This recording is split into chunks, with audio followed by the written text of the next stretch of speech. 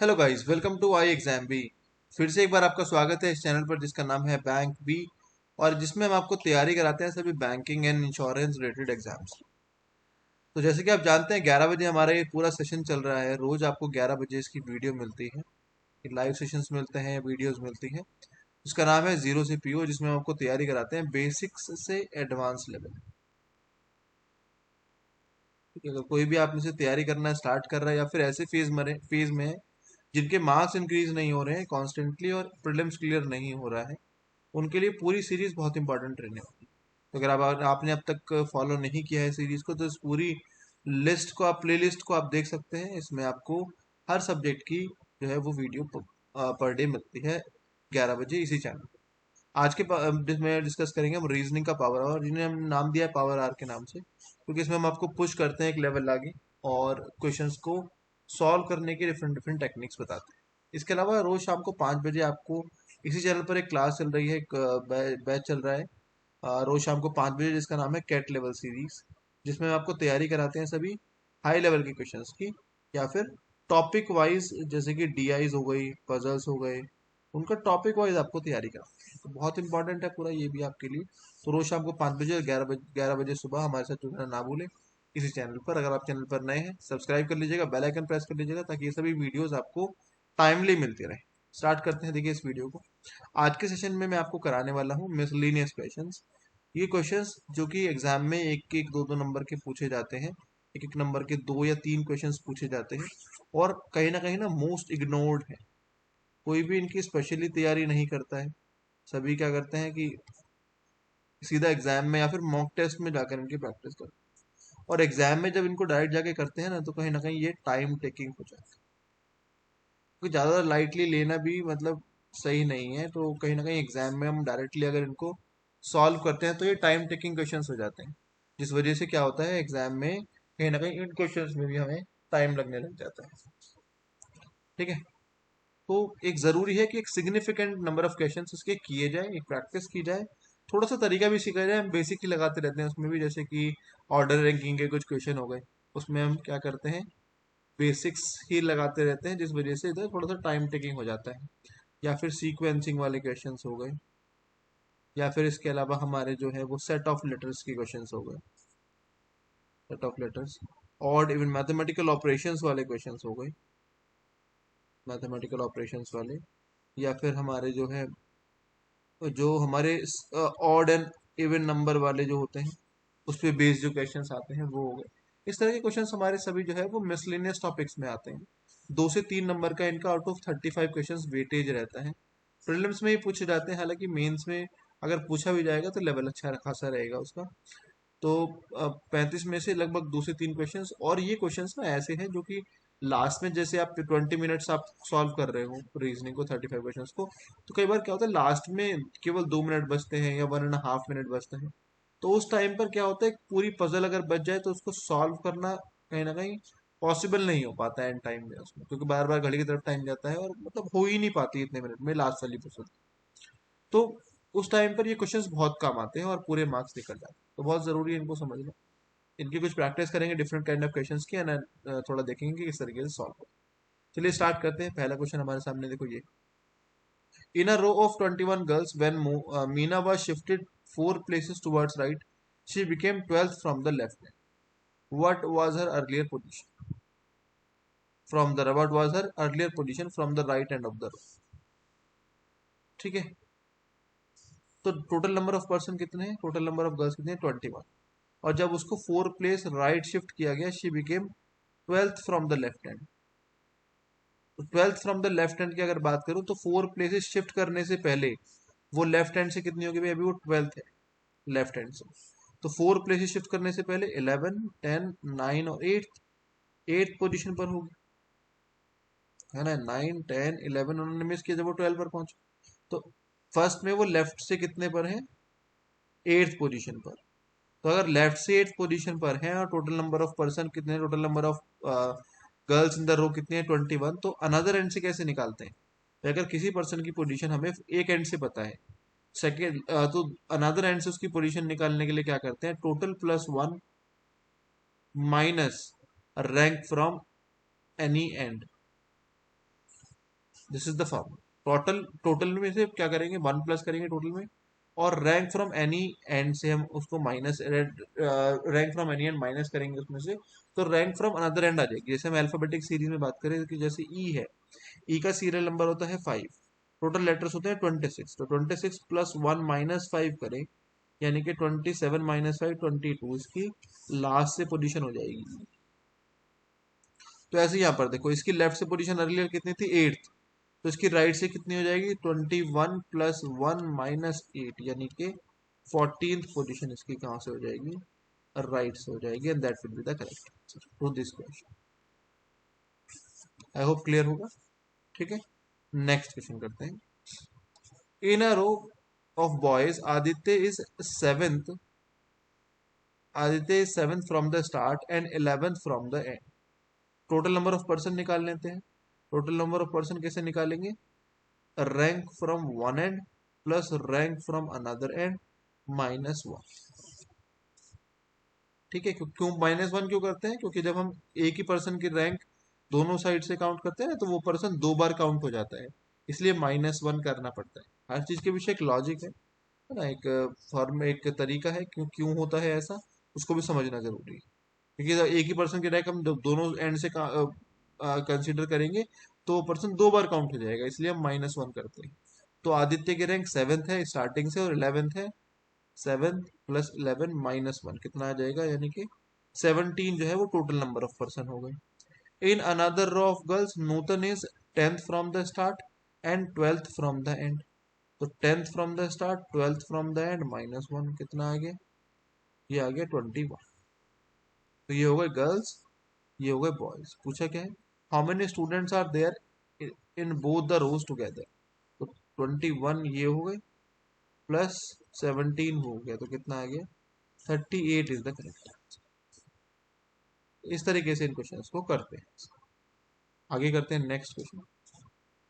In a class among the pass students, Amisha is 22nd from the top, Anuja who is 5 rank below Amisha is 34th from the bottom. भाई देखो, अमीशा क्या है, अमीशा को अगर मैं देखूं तो वो क्या है, 22nd है, और अमीशा क्या है, 5 रैंक बिलो है, कहाँ से, टॉप से है ये ना, टॉप से। अमीशा है 5 रैंक बिलो है, यानी कि 23, 24, 25, 26, 27, 27 पे कौन आ गई, और हमारे पास यहाँ पर अनुजा, कहाँ से, टॉप से। Is 34th from the bottom, इसी की रैंक, अनुजा की रैंक ही बॉटम से कितनी है, 34th। तो पहले टोटल नंबर ऑफ पर्सन निकाल लेते हैं, है ना। All the students from the class have appeared for the examination. If ratio of the students who pass in the examination who fail is how many students are there in the class। ठीक है, ये क्या है, among the pass students, तो यहाँ से हमें pass, total number of pass students मिल जाएंगे। पास स्टूडेंट्स में से अनुजा और अमीशा की रैंक दी है, तो अनुजा की रैंक दोनों एंड से मिल गई, तो 27 प्लस 34 -1 ऐसे ही निकालेंगे, तो कितना आ जाएगा, 60, है ना भाई, 33 और 27 कितना हो गया, 60 हो गया। ठीक है, 60 आ गया total number of pass students. तो पास और फेल का रेशियो कितना दिया है, 4:1। तो ये अगर 4 इक्वल्स टू 60 है, तो 1 इक्वल्स टू किसके होगा, 15 के। दोनों को प्लस कर देंगे, टोटल नंबर ऑफ स्टूडेंट्स आ जाएंगे, यानी कि कितना हो जाएगा, 75 is the total number of student. ठीक है, रेशियो में डिवाइड करना है, कैसे आता होगा, सिंपल है।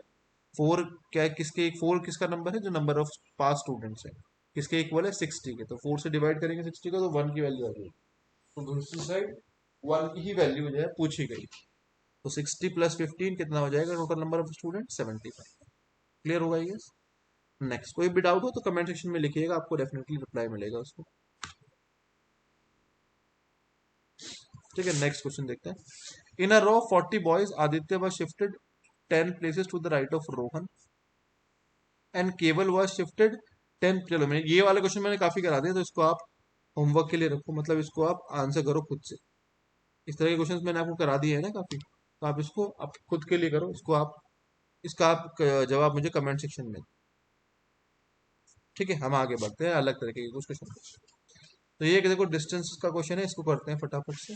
तो Raj travelled X from a point X straight towards east, direction ऐसे ले रहे हैं, नॉर्थ, साउथ, ईस्ट और वेस्ट। ठीक है, तो पॉइंट एक्स से स्टार्ट किया उसने और किधर की तरफ गया, ईस्ट की तरफ गया, टू वाई, और डिस्टेंस कितने लिए उसने, 80 मीटर। ही टर्न राइट, अब इसका फेस इधर की तरफ है, टर्न राइट यानी कि नीचे की तरफ, और वॉक कितना किया उसने, 50। Then he turn right and walk 70, 70 किया तो इससे कुछ कम, आपको लगभग यहाँ तक ले लो, नहीं यहाँ तक ले लो, राइट टर्न किया और 70 गया। Then again finally he turn right and walk 50, तो 50 किया तो यहीं पर इसके सामने आ जाएगा, तो ये इसके बिल्कुल ठीक सामने यहाँ पर आ गया। The distance is again 50। How far is he from the starting point, तो स्टार्टिंग पॉइंट ये एक्स है, यहाँ से यहाँ तक की डिस्टेंस निकालनी है, पूरी थी 80, नीचे वाली 70 माइनस करी तो कितना आ जाएगा, 10 मीटर इज द डिस्टेंस। ठीक है भाई, next. How many such pair of letters are there in the word production, each of which has as many letter between them in the word in both backward and forward direction. इस क्वेश्चन को समझ लेते हैं। जैसे कि एक word है हमारे पास, मानो एप्पल, तो एप्पल में ए और ई के बीच में कितने लेटर्स हैं, 1 2 एंड 3। अगर मैं ओरिजिनली देखूं तो ओरिजिनली ABCDE, ए और ई के बीच में कितने लेटर्स हैं, यहाँ पर 3 लेटर्स हैं, तो यहाँ पर भी ओरिजिनली भी उनके बीच में 3 है और इस वर्ड में भी उनके बीच में 3 है। ऐसे ही पेयर हमें प्रोडक्शन में ढूंढने हैं जिनके बीच में उतने ही लेटर्स हों जितने की इंग्लिश अल्फाबेटिक सीरीज में उनके बीच में होते हैं। ठीक है, अब बैक फॉरवर्ड डायरेक्शन में भी और बैकवर्ड डायरेक्शन में भी, दोनों में ढूंढते हैं। तो देखते हैं किस तरीके से ढूंढ सकते हैं। तो देखो जो भी ये लेटर्स होते हैं ना, जिनमें इनमें ना डील करने के लिए बड़ा मतलब बहुत ही मुश्किल है डील करना, कहीं ना कहीं एरर के चांसेस रहते हैं। हम नंबर से ज्यादा फेमिलियर होते हैं, प्लस माइनस जल्दी से कर पाते हैं। सबसे अच्छा तरीका यह है कि इसको आप पहले नंबर्स में कन्वर्ट करो।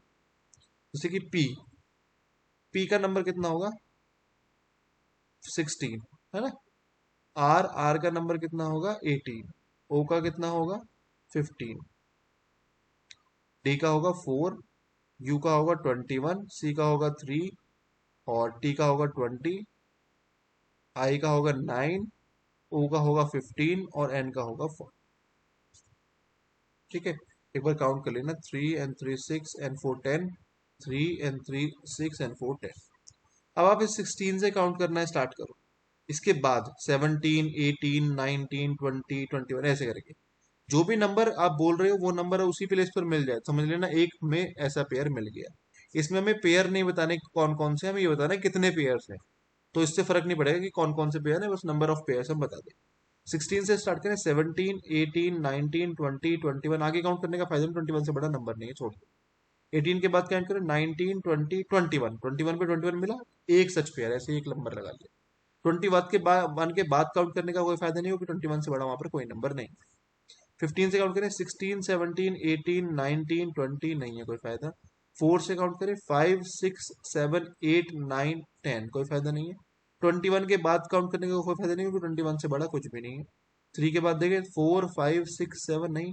20 के बाद कोई बड़ा नंबर नहीं है उससे। 9 के बाद 10 11, 15 के बाद 14 कुछ नंबर। ये तो वो फॉरवर्ड डायरेक्शन है। अब बैकवर्ड में आते हैं। 14 से काउंट करें, एक तो 15 यही मिल गया, आगे भी काउंट कर लेना, 16 17 18 19 20 कोई फायदा नहीं है आगे। 15 से देखें, 16 17 18 19 कोई फायदा नहीं है आगे। 9 से देखें, 10 11 12 13 14 15 16, 16 पे 16 मिला, एक पेयर ये मिल गया। 20 से देखो, 21 22 आगे कोई फायदा नहीं है क्योंकि उससे बड़े नंबर नहीं है मेरे पास। 3 से देखें, 4 5 6 7 कोई फायदा नहीं। 21 के बाद कोई फायदा नहीं है। 4 के बाद 5 6 7 कोई फायदा नहीं है। 15 के बाद 16 17, 18 के बाद 16 कोई फायदा नहीं। कितने पेयर मिले, 3, तो आंसर यहाँ पर क्या हो जाएगा, 3। नंबर ऑफ पेयर्स पूछे जाते हैं, कौन कौन से पेयर्स हैं ये पूछे ही नहीं जाते। ठीक है, तो इस तरीके से करोगे तो बहुत अच्छे से क्वेश्चन हो जाएंगे, वरना बता इनमें ना फिर टाइम लग जाता है अगर हम नॉर्मल से करते हैं।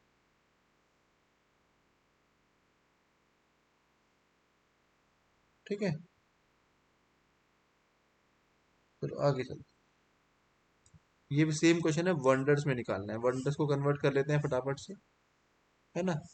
तो W का हो गया 23, O का हो गया कितना, 15, N का हो गया 14, D का हो गया 4, E का हो गया 5, R का हो गया 18 और S का हो गया 9। वो ये बैकवर्ड फॉरवर्ड डायरेक्शन में जितने में होते हैं। 23 के बाद काउंट करें, कोई फायदा नहीं है। 23 के बाद 23 से बड़ा कोई नंबर ही हमें दिख नहीं रहा है।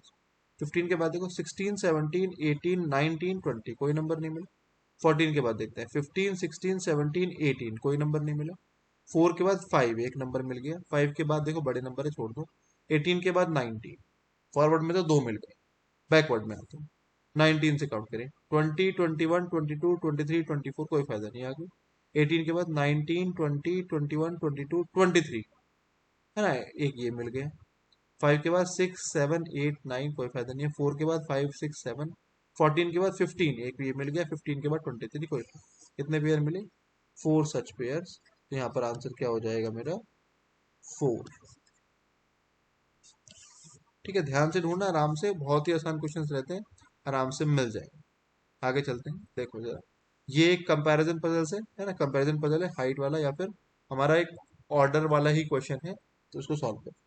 Among P Q R S T each having different height, तो कितने हैं? P Q R S T 1 2 3 4 5, ऐसे हम डिसेंडिंग ऑर्डर में इनको रखेंगे, सबसे बड़ा उससे छोटा, उससे छोटा, उससे छोटा।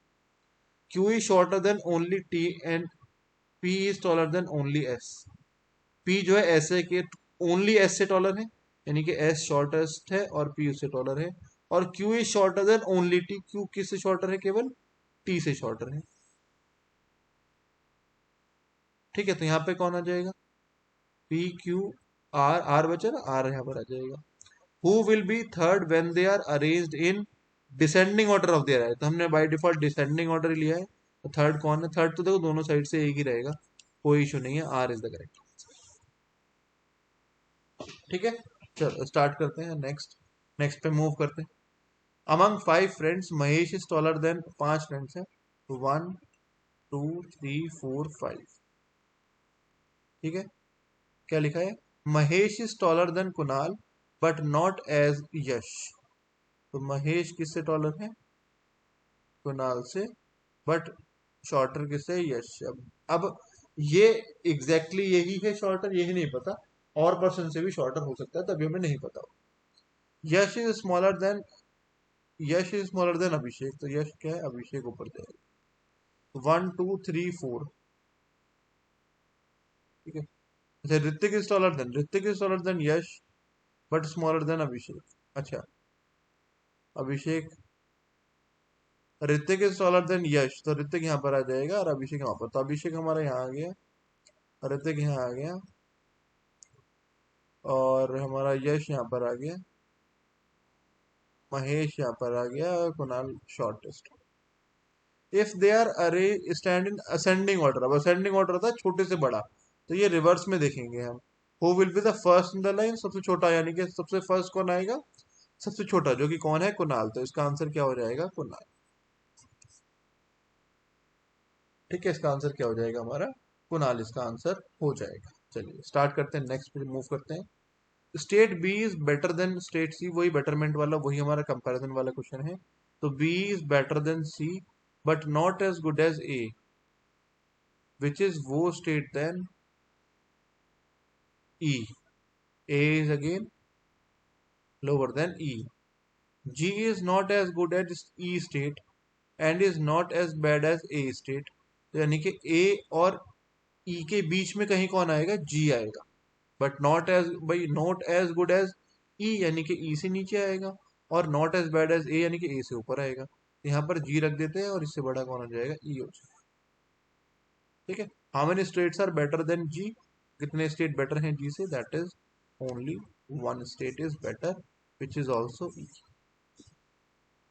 ठीक है, नेक्स्ट क्वेश्चन ये देखते हैं। 6 friends A B C D E F start climbing a hill together. After some time, it is observed that D has reached a position higher than B but not as higher as E. So D has position reached the position higher as B but not as higher as E. C is at a position not higher than D but not lower than A. C किस position पर पहुंचा?